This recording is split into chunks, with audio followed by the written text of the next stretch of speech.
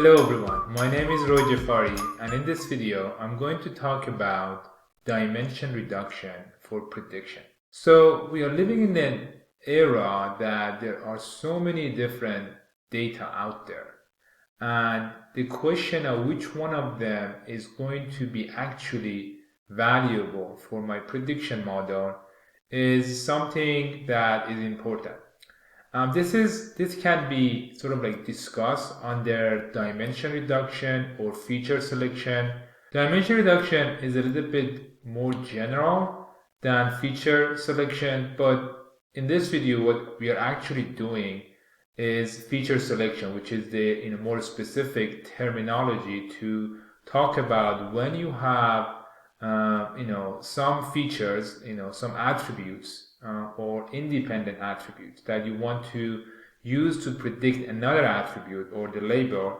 You want to select the features that are going to be more beneficial for your prediction model. So that's what we're going to be learning. There are four methods that I'm going to talk about in this video. And if you haven't watched my previous video about prediction, go ahead and watch that one, because in this video I'm going to build on that video or that model I've already created. The name of that video is A Taste for Prediction. So let's get to it.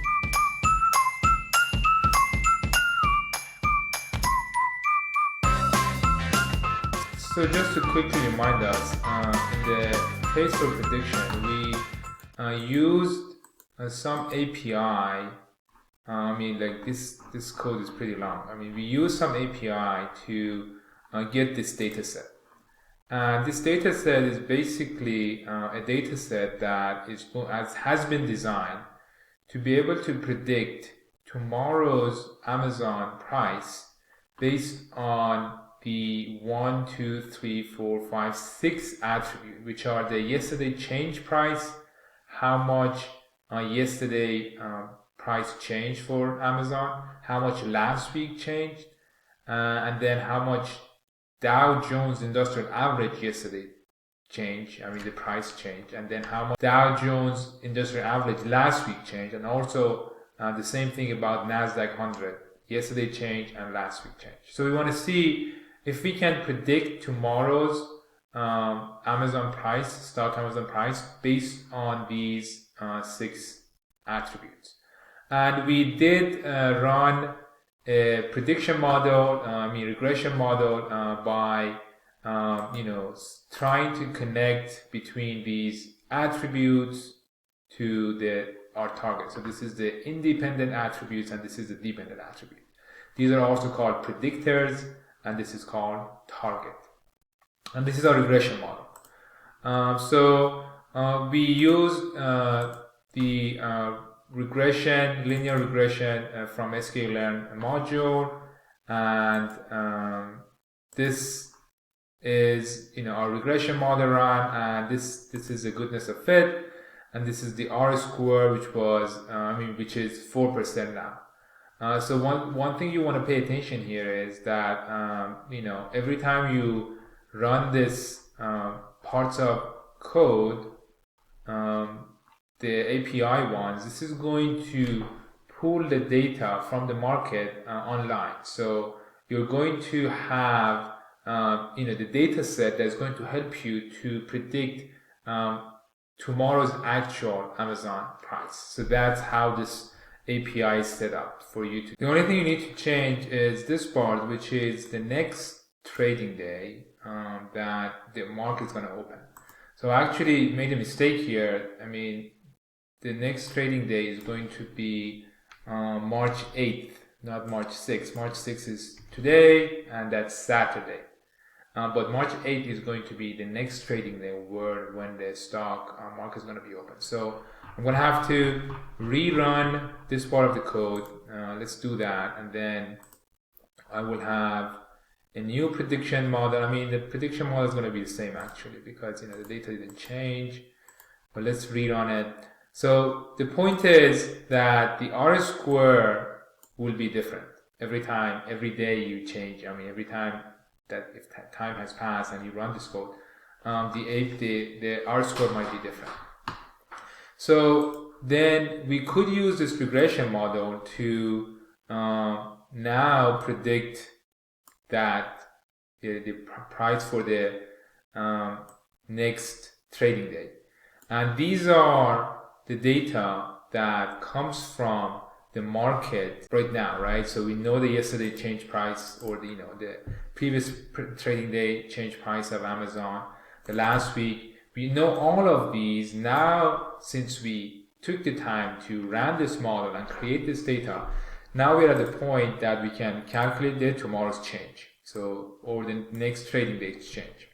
So now that we have the today's price and the tomorrow's change or the next trading day's change, we can use this formula to calculate the tomorrow's price or the next trading price. So this is our prediction based on this model. So now we are at the point that now we want to see where these attributes, all of these 6 attributes, where all of these important in predicting the target. That's feature selection or dimension reduction. So we are going to cover 4 methods here. The first method is what they call a statistical method, and the regression model itself can sort of like show you if there are significance for each of these attributes as a predictor for the dependent attribute. So what I use here is just like sort of like assuming all of these attributes were significant. But one thing you want to use is the OLS model that also input or outputs the significance of each of these attributes as a predictor. So once you run this, now you have a more complete report for the regression model, and on each of these you can see a p-value for each of these attributes here, right? So the p-values that are higher than 0.05%, which is sort of like the standard significance level, are showing that we don't have enough evidence to reject the null hypothesis that the attribute is not related to the target. So the only one that we do have enough statistical evidence to reject it is the Dow yesterday change price. So that's the only one that actually is beneficial in predicting the tomorrow's target, the change in the next day trading day price. And you can see the R squared is the same, just R squared is the same. So I mean, we are doing the same analysis here. So by doing this, we figured out the only attribute we need to keep, and it's actually better, is going to be Dow yesterday change price. So that's the sort of the only predictor that has a statistical significance among these attributes.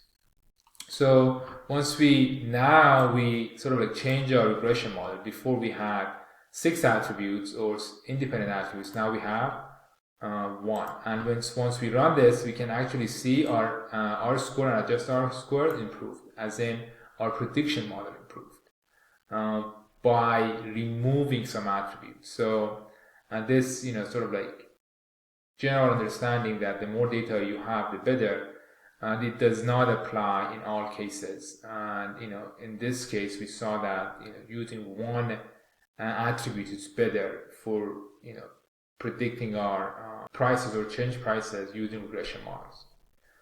So the second method that we can use is correlation analysis. With correlation analysis, what we want to see if there is very high correlation between our independent attributes or our predictors. If there are high correlation between our independent attributes, that's sort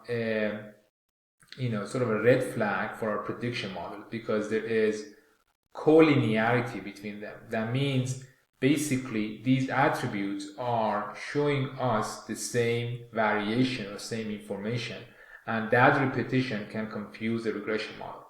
So here we can see that the yesterday change price and the Nasdaq yesterday change price has a very high correlation, right?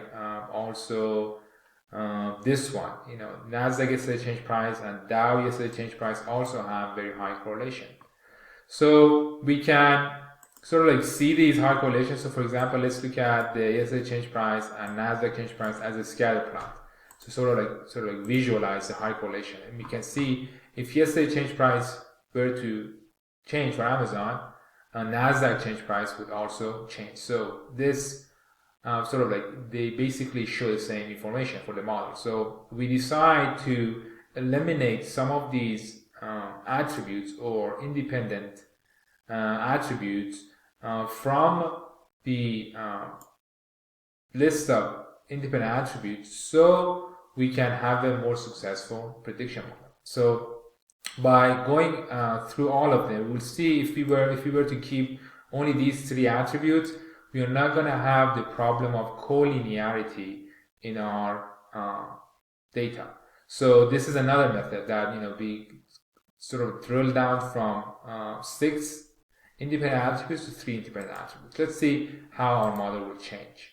We can see that our adjusted R-square has improved from the first model, but it's not still as good as the second model. But here we can also sort of see the same thing, that only Dow yesterday change is significant for prediction of tomorrow's change or the next trading day change. So the third method that we can use for dimension reduction or feature selection of regression model or prediction models is using decision tree. So here I'm using a decision tree regressor not to actually predict. We can actually use it to predict, but here I'm using it as a way to tell me what are the attributes that are meaningful in the prediction of the tomorrow's Amazon price change. And once I do that, I can specify the max depth for my regression model, for my decision tree, and if I change this, we will see I will get a different output here. So here I can see if I have only one if I were to choose only one attribute to predict tomorrow's change, Nasdaq yesterday change price would be the best one.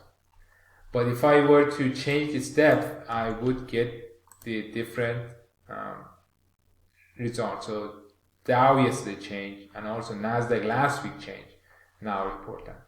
I could increase the depth again, and you can see now more Nasdaq yesterday change, Dow yesterday change, Dow last week change, Nasdaq yesterday change. So now I can see now that I use decision tree, some of the attributes that were not influential for regression model, now they have meaning. And the reason is regression model uses the whole data as one sort of like population and wants to find one coefficient to sort of like separate the whole data. And that's the case for simple regression model. But with the decision tree, what we have here, we are separating the population over and over again. So in this type of prediction model, the attributes that were not sort of significant or meaningful for that model might be significant or meaningful for this model. So you can see the dimension reduction with different method also can be applicable or useful for different models for prediction. So yeah, this method, I would say, sort of like doing the decision tree feature selection or dimension reduction is more beneficial if you want to use decision tree or other more complex prediction models. But with regression, perhaps the first two methods were better. Another method that we can be using, it's the random forest method. Random forest method, what it does, it basically run 500 different random models, and this randomization could be a part of the method itself, or it sort of like randomize the data. Just pick some part of the data, which we will discuss in the future videos, and then we will see which one of them leads to better prediction. And this is another way to go about figuring out what are the good features for prediction.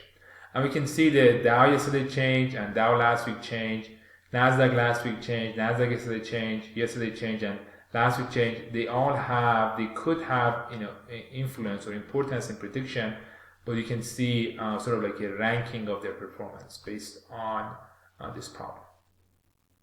So in this video, we talked about 4 different methods that you can use for dimension reduction for prediction task.